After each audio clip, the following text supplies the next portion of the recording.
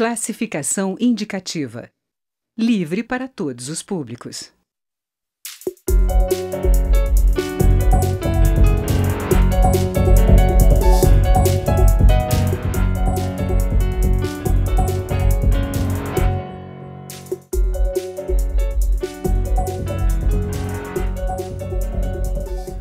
Olá! As primeiras cidades da Paraíba e de Pernambuco começaram a receber água do Rio São Francisco. A primeira fase da transposição foi concluída no início de março. Iniciada em 2007, a obra consumiu quase 10 bilhões de reais. O projeto do governo federal é a construção de mais de 700 quilômetros de canais de concreto em dois grandes eixos, norte e leste, ao longo do território de Pernambuco, Paraíba, Ceará e Rio Grande do Norte. O Câmara Debate da Rádio da TV Câmara vai fazer um balanço do projeto até agora com os deputados Raimundo Gomes de Matos, do PSDB do Ceará, presidente da Comissão Externa de Acompanhamento da Transposição, e o deputado Luiz Couto, do PT da Paraíba. Deputado Luiz Couto, o senhor que é da Paraíba, como é que está funcionando? Quer dizer, a água chegou no seu estado. Em que condições ela chegou? Ela atingiu a população? Como é que está sendo esse começo? Ela chega em Monteiro, depois já vai chegando em Cambalaú, que é uma barragem que tem lá, depois vai para outras e vai chegar lá para o final do... daqui a 15 dias chega em Campina Grande, no Boqueirão, quer dizer, no açude de Boqueirão. É a primeira alegria do povo. O povo vai alegre porque pegando água que tem naquele lugar seco, que chove pouco, o Cariri, e o povo vai lá na alegria, e diz, o sertão começa a virar mar, com aquela bela história. Então nós consideramos que muito importante essa ideia, que em 1847 já se falava nessa integração. E nunca saiu do papel. Foi o presidente Lula que começa, a presidente Dilma que continua, ou seja, que vai beneficiar mais de 12 milhões de nordestinos, que quando concluir também a faixa, o norte, lá que vai também atingir o Ceará e o Rio Grande do Norte. Então, nesse sentido, nós consideramos importante. O Rio São Francisco é o rio da integração nacional, e ficava só para alguns estados. Então precisa integrar, ser integração nacional. E isso foi o papel importante que nós temos hoje de dizer que esta obra, ela é uma obra que vai fazer com que o povo possa ter mais qualidade de vida, mais dignidade.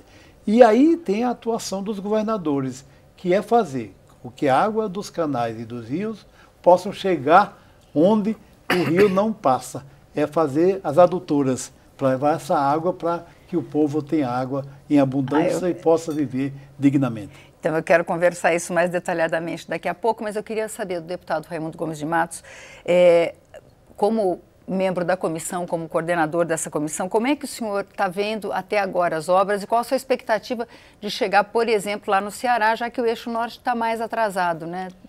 Exatamente. É uma satisfação falar com todos os telespectadores da TV Câmara, dizer que a Câmara Federal tem contribuído com o seu papel de articular, de fazer o debate. Tanto é que praticamente há 3 anos foi instituída aqui essa comissão, uma comissão especial externa que acompanha as obras da transposição, debate a integração desse projeto com os governos estaduais e governos municipais, busca a regulamentação do uso da qualidade da água, como também a reutilização de algumas águas em determinados trechos, porque o projeto, como disse o nosso deputado Pato Couto, é a redenção do Nordeste brasileiro. Principalmente que nós passamos praticamente 5 anos de seca, e isso vem amenizar todas essas questões, que é água para o consumo humano, é água futuramente para a irrigação, é água para o comércio, para a indústria. Isso vai fazer com que nós possamos ter até a perspectiva de um novo Nordeste. E a Câmara Federal, através dessa comissão,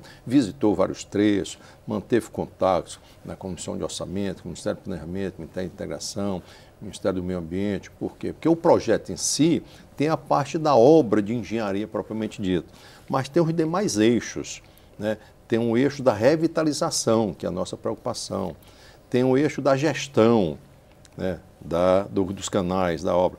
Tem um eixo, acima de tudo, de toda essa integração das obras complementares que os governadores, os prefeitos precisam também executar.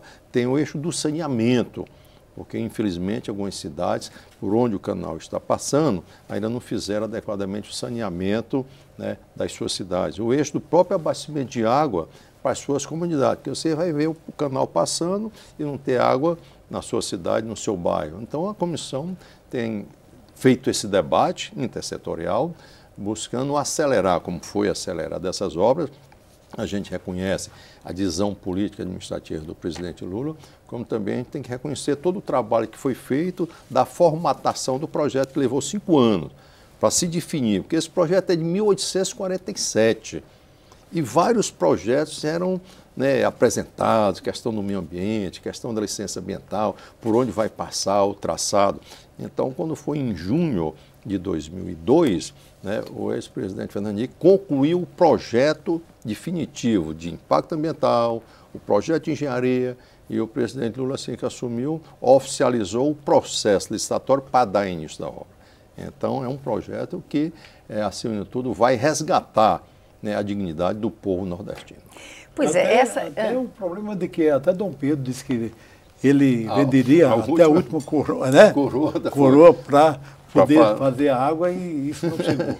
É importante, então, deputado, que um homem que saiu do Nordeste, num tempo de seca, para escapar da seca, que foi para São Paulo, quer dizer, esse homem coloca na cabeça de que precisaria retomar essa luta do povo e trazer um rio São Francisco, as águas do rio São Francisco, para chegar até o próximo mar. Então, deputados, os senhores falaram da população ter acesso à água. O ministro Helder Barbalho lembrou que as obras adicionais, quer dizer, a água chega lá no canal. Agora, como essa água vai chegar à população, depende dos estados e depende dos municípios. Quer dizer, existem diversos grupos falando que essa água não vai chegar para a população, que ela vai chegar para o agronegócio, para as grandes propriedades, para a criação de camarão. O que se pode fazer? Existem as obras que façam essa água chegar até a pequena propriedade, até as pequenas cidades, ao morador, à população mesmo, para não ser desviada só para a agricultura? O governador Ricardo Coutinho tem feito isso, através de adutoras e também de canais que vão levar essa água da barragem de Acauã, que já vai pegar toda uma região litorânea, vai chegar também para o Curimataú, e a parte do sertão vai chegar também para trazer água para o açude de Curemas, que tem outro canal que vai também levando água para o Rio Grande do Norte. Então, nesse aspecto, o importante é que os dois eixos possam ser concretizados, realizados. Uma coisa que chama a atenção é que esse é um elemento importante. A água é um bem que deve ter um cuidado especial. Primeiro, para que não se destrua a mata ciliar, que é fundamental. Que não se coloque esgoto dentro do eixo do leito dos rios, porque aí vai prejudicar tudo isso aqui.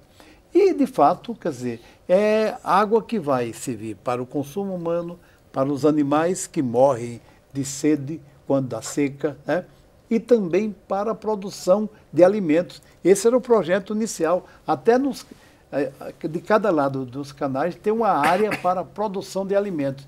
E essa era uma das ações, uma das reações de alguns segmentos de fora, que dizia que estava desrespeitando o meio ambiente, que a salinização. E aí um governador de Sergipe disse, não, é que nós não queremos dividir com os estados de Pernambuco, da Paraíba, do Rio Grande do Norte, do Ceará, da produção de alimentos, nós queremos só para nós. Esse era o grande problema, ou seja, o egoísmo tomou conta de parte do povo brasileiro que não queria que 16 milhões de nordestinos pudessem ter água para viver. Então, o senhor e o deputado citaram a questão do saneamento. Uma das cidades onde a água chegou, pelo menos nas reportagens, a gente viu que o canal estava tomado pelo esgoto. que ainda porque teve problema nas obras. Como é que o senhor está vendo o empenho de prefeitos, de governadores para fazer essa água chegar em boas condições e para disseminar a água para toda a população, para não ficar restrito só às grandes propriedades? Tão logo a comissão foi instalada, nós ouvimos vários ministérios que tinham intersetorialidade na obra. O Ministério do Meio Ambiente, FUNASA, Ministério da Cidade, e notamos que houve uma certa desarticulação intersetorial, interministerial da obra, né, do fluxo do andamento das obras. Deu-se celeridade à hora da transposição, né, dos canais, mas, infelizmente, a parte do saneamento, tanto na FUNASA como no Ministério da Cidade, não houve uma certa celeridade para que os municípios e os estados preparassem. Por quê? Porque lá no município, no Ceará, por exemplo, Oroz, a cidade de Oroz, o saneamento da cidade de Oroz compete àquela empresa de abastecimento de água lá no estado do Ceará. Não compete ao Ministério da Cidade nem à FUNASA, né? Se você for na cidade de Farias Brito, é uma cidade que a FUNASA tem o projeto do saneamento daquela localidade. Então não houve o descongestionamento do recurso para essa obra de saneamento. A comissão recebeu todo o mapa de todas as cidades por onde o eixo da transposição passa. E cerca de 70% dessas cidades não se prepararam, né, para ter o saneamento feito o seu projeto. Uns seriam competência do próprio município, que alguns municípios possuem seu sistema de abastecimento de água próprio, né, que são os SAI. Outros via FUNASA, outros via Ministério da Cidade. No orçamento de 2017, né, já está alocado recurso. Ano passado nós tivemos dificuldade por causa das eleições municipais, né, muitos prefeitos não se engajaram nesse projeto. Tinha cerca de 700 milhões no orçamento que praticamente não foi utilizado. Então a comissão vai retomar os trabalhos, chamando já o Ministério do Meio Ambiente, chamando o Ministério da Cidade, chamando a FUNASA, para dar celeridade a esse projeto. Já visto que há poucos meses o presidente Michel oficializou 2 bilhões de reais para a revitalização, né, do Velho Chico, que é um projeto chamado Novo Chico, e os municípios se habilitarem a ter esse recurso, porque o município sozinho não vai ter dinheiro nem para fazer o projeto, que é um projeto mais complexo de engenharia, da questão de saneamento, da lagoa de estabilização, onde é que vai botar aquele esgoto. Então, o que a gente vai detectar é que houve esse certo descompasso dos outros ministérios em cobrar também ações concretas, né, para que as duas coisas caminhassem, né, concomitantemente. Mas o mais importante é ter água. O pior é não ter água. Mesmo a gente precisa ter, né, essa água ser tratada a fim de que nós possamos ter o consumo humano. Na questão das outras ações, a gestão, né, ficou pactuado desde a época da presidente Dilma com a Codevasf. Permanece a Codevasf, vai ser a grande gestora de todo o sistema. Mas o que nós estamos também debatendo com a Codevasf é o modelo de gestão. Quanto é que vai, na hora que chegar lá no Ceará, no Jati, é a barragem, na hora que abrir a torneira de Jati para entrar no sistema Oroz Castanhão, né, a população no Ceará vai pagar o metro cúbico da água. Quanto é que vai ser esse metro cúbico da água? Ainda não se sabe. Então, a nossa preocupação é o modelo de gestão, certo? E, paralelo a esse modelo de gestão, eu já entrei com a emenda constitucional, que o presidente Rodrigo Maia já estabeleceu, está estabelecendo uma comissão social, para tornar a água como direito social. Porque hoje a água está muito mais como um direito comercial do que um direito social. Porque senão nós vamos ter a água, se a gente for pegar o custo dessa operação e dividir o metro cúbico da água, será que aquela comunidadezinha, aquela população vai ter acesso, ter condições de pagar? Então essa emenda constitucional nossa de garantir a água como direito social vai minimizar e facilitar a água chegar para a população, né, de baixa renda. E a gente vai, deputado, eu só peço para a gente continuar daqui um minuto do intervalo. Até daqui a pouco.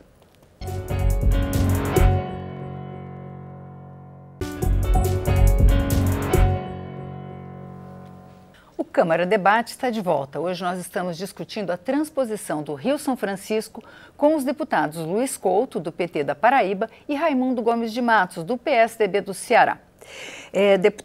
Deputado Luiz Couto, o senhor estava começando a falar uma coisa com relação à proposta do deputado Raimundo Gomes de Matos de tornar a água um direito social. Por exemplo, há uma contradição do governo atual, por exemplo, a da privatização dos serviços de águas e esgotos. Então, nós queremos efetivamente que essa seja um direito que esteja na Constituição. Não pode, a água é um bem para toda a população, para toda a humanidade, e não pode ser agora privatizada. Então, além do mais, o Raimundo colocava a questão que muitas vezes nós temos gestores e administradores, mas nós precisamos ter na administração pública cuidadores para cuidar para que aquilo não se estrague. Não podemos estragar. O grande pecado é quando você estraga. Tudo, estraga alimento, estraga a natureza, estraga o meio ambiente, enfim. Nesse aspecto é que nós consideramos importante que as pessoas cuidem para que aquilo não seja destruído. E quando você coloca o esgoto dentro do canal ou do rio, quando você destrói a mata ciliar, quando você não faz com que essa água possa chegar aonde mais tem necessidade, você está estragando aquilo que deve ser um bem de todos. E eu vi no dia 19, tinha uma faixa que aparecia, querem roubar até a transposição. E aí eu fiz um pronunciamento, porque muita gente que era contra isso aqui, não digo que o Raimundo sempre foi favorável a isso aqui, mas outros que eram contra, que foram lá, tiraram retrato, dizendo que não ia acontecer nada, né? Ou seja, fizeram festa com chapéu alheio. E não pode se fazer festa com chapéu alheio, senão o dono vai depois cobrar. Deputados, vocês estão falando da felicidade da água chegando nesses estados onde ela chegou ou vai chegar. O Ceará passa por uma crise seríssima, mas a população ribeirinha do São Francisco tem se queixado que a transposição leva a água continuamente para os outros estados e que começa a faltar. Como é que os senhores analisam essa questão? Existe mesmo o risco da população ribeirinha ao São Francisco ficar com falta de água mesmo? Existe um controle, né, de 26 metros cúbicos por segundo na época de seca, que pode chegar a 127. Existe um controle dessa vazão? Existe um controle da água que fica? E se há um risco de salinização, como tem... Assim, a água indo, o mar entra. Esse debate aconteceu na comissão e nós temos também da bancada de Minas Gerais, a deputada Raquel, né, que participa, nos levou a Minas Gerais, estivemos em Montes Claros, estivemos em Pirapora, olhamos todo o nascente do São Francisco e é preocupante, porque a água é finita. E como o nosso deputado Luiz Couto falou, a poluição também, isso inviabiliza a utilização da água. O fato é que, com esse projeto, nas próximas audiências, vamos receber a equipe do ministro Sarney, do Meio Ambiente, para ver esse projeto que foi anunciado pelo presidente, né, da revitalização do rio, a fim de que nós possamos ter água. Inclusive, nós apresentamos também uma emenda já aprovada no orçamento da União.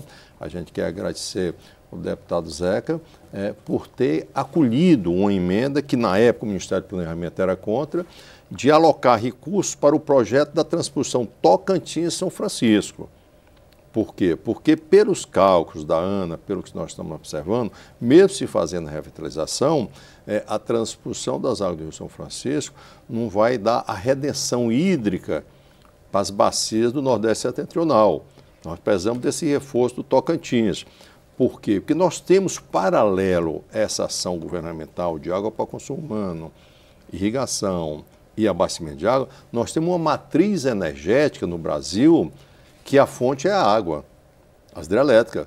Tanto é que, se não ocorresse essas recargas, a Chesf, na ocasião que esteve conosco, disse, olha, a presidência da República vai ter que decidir se quer água para consumo humano ou se quer energia.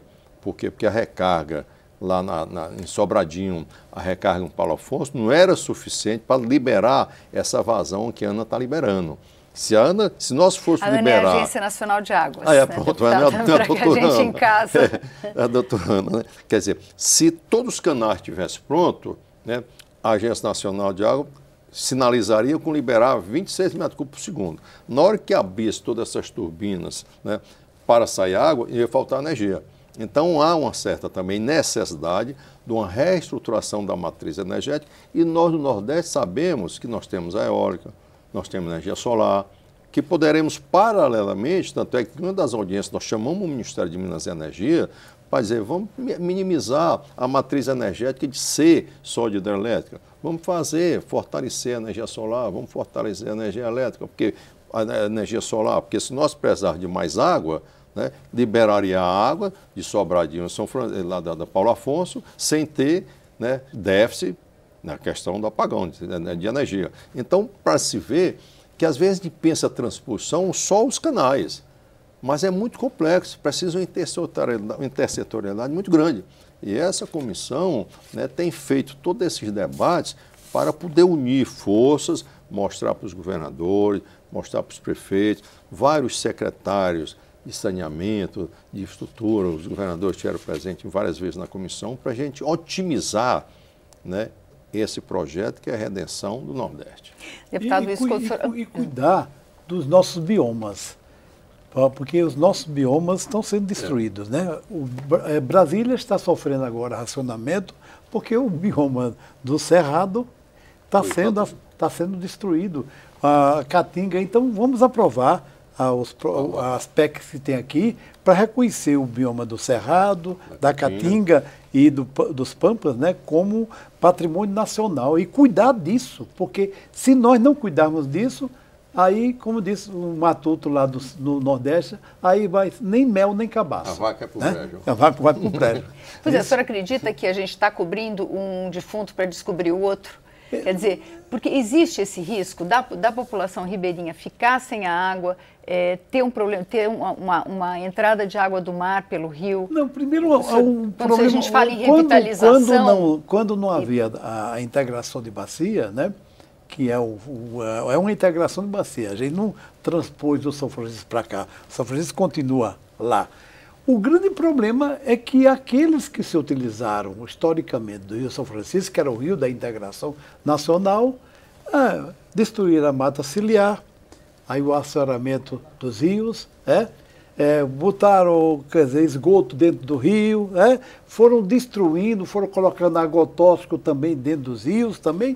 Ou seja, aí agora eles querem colocar a culpa nos nordestinos que nunca tiveram essa água, não dá. Agora, o fato é de que, historicamente, nós sabemos o tempo que chove, porque o tempo que tem chuva, né, que tem água, e quando tem a seca. Tem um estudo lá na Paraíba de um cientista que diz o seguinte: a questão da estiagem é uma questão climática. A gente sabe mais ou menos, historicamente, quando chove e quando tem seca.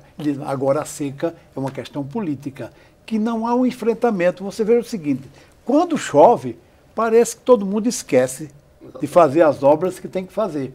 Aí quando vem a seca é lamentação, lamentação, lamentação. Ou você cuida para que de fato as obras estruturantes possam ser feitas, para que possa usar esta água de forma digna para todo mundo, ou então a gente vai ter cada dia mais gestores, mais administradores, menos cuidadores. Vamos pegar a fala do Papa Francisco, que diz que nós precisamos de cuidadores que cuidem da natureza, que cuidem do ser humano, que cuidem das relações sociais, políticas, econômicas, etc.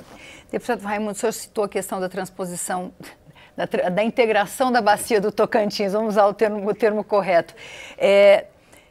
Essa seria mais uma obra. A obra de São Francisco é considerada muito cara, né? 10 bilhões dentro do orçamento do país, diante dessa qualidade de vida elevada, é uma coisa bastante relativa. Mas essa do Tocantins também não será uma obra barata. Seria possível fazer obras mais baratas que resolvessem setorialmente, ou a necessidade de água, do volume de água tinha que ser mesmo e tem que ser nessa dimensão? Ocorre o seguinte: esse cálculo que a Agência Nacional de Água está liberando, ela está basicamente fazendo um cálculo per capita humano. As grandes empresas, os projetos de irrigação não serão contemplados com essas águas. As bacias dos seus estados, que se utilizando da transposição das águas do Rio São Francisco, irá utilizar suas reservas internas para os outros projetos. Então, por isso que é importante cada estado ter seu planejamento hídrico e ter essa integração. O que nós observamos é que existe toda uma complexidade. O Brasil tem 2% da água do globo terrestre. Só que não há essa integração, não há uma política, né, de uso da água. A água é um bem finito. A gente tem que ter essa noção, principalmente na região Nordeste. Então, nós precisamos desde a educação na escola, né? Nós ouvimos o pessoal do Ministério da Educação, não existe nada proposto, né, de uso adequado da água, de reutilização. Então, precisa ter uma formação de uma nova cultura dessa questão da água. Então, essa comissão, né, é muito plural. E isso precisa as Assembleias Legislativas também puxar esse debate nos seus estados. As câmaras municipais, em termos setoriais, ter essa noção. Por quê? Porque nós observamos que tudo isso passa, é claro, por decisão política, mas a população precisa também estar consciente de há necessidade de fazer essas integrações. E você observa que o Tocantins será um reforço. O início das obras, o grande mal brasileiro é que, infelizmente, houve todos esses problemas dessas empresas e tal. Nós ouvimos o general, que eu não me recordo o nome dele, comandante do batalhão de engenharia. E ele textualmente disse, esses cálculos aqui, se o batalhão de engenharia tivesse continuado dado sequência à obra, tinha terminado mais cedo e o custo tinha sido menor. Mas houve decisão de governo de não manter o batalhão de engenharia fazendo essa obra. Então, em determinados momentos, né, a decisão política pode até atrapalhar. Eu sempre defendia que o batalhão de engenharia tocasse essas obras, certo? Para poder nós darmos celeridade. O Tocantins, né, em se concretizando com o orçamento que já foi aprovado, a gente tem que defender que haja, acima de tudo, bem transparência na execução dessas obras, e se o Batalhão de Engenharia do Exército Brasileiro se colocar à disposição de tocar essas obras, eu acho que não tem porquê, né, não entregar essas obras de uma magnitude tão importante para o Nordeste a essa instituição.